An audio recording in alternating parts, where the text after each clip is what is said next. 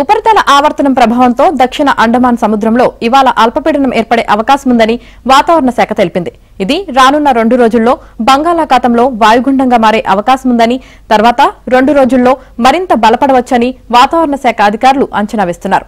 బంగాళాఖాతం నుంచి వీస్తున్న తూర్పు గాలుల ప్రభావంతో కోస్తా, రాయలసీమ ప్రాంతాల్లో పలుచోట్ల తేలికపాటి నుంచి మోస్తరు వర్షాలు కురవచ్చని వాతావరణ శాఖ తెలిపింది.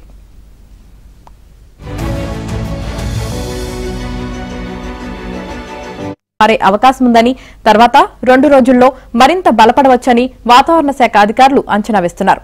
బంగాళాఖాతం నుంచి వీస్తున్న తూర్పు గాలుల ప్రభావంతో కోస్తా, రాయలసీమ ప్రాంతాల్లో పలుచోట్ల తేలికపాటి నుంచి మోస్తరు వర్షాలు కురవచ్చని వాతావరణ శాఖ తెలిపింది.